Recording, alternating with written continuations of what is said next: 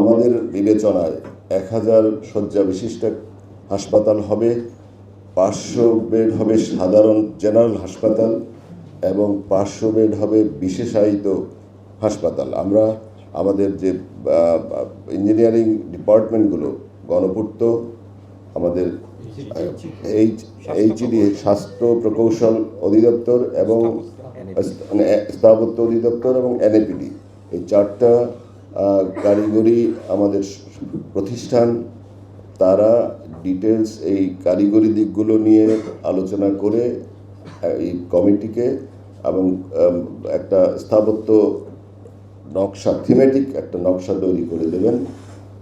আমরা আশা করি সবগুলো আমাদের যে টিওআরগুলো নির্ধারণ করা হয়েছে, এই টিওআর অনুসারে আমরা মোটামুটি আমাদের কমিটির সুপারিশমালা আমরা তৈরি করছি।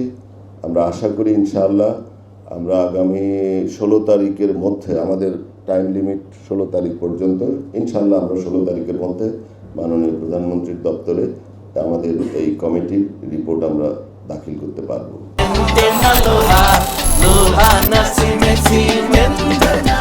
নীলফামারী জেলা, এই এলাকায় আপনার 16টি জেলা আছে, প্রায় 2.5 কোটি জনগণ আছে। এই এলাকায় আমরা কিছু কিছু সার্ভে করেছি। এখানে ক্যান্সার, হৃদরোগ, এইসব বিশেষ কিডনি রোগ, এই সমস্ত রোগগুলো আমরা দেখছি, আমরা ডেটা নিচ্ছি। গত 5 বছর, 2 বছর এই সমস্ত ডেটা নিচ্ছি যে এখানে কী ধরনের রোগীরা ঢাকা যায় কিংবা রাজশাহী ডিভিশনাল শহরে চলে যায় কিংবা বাইরে চলে যায়।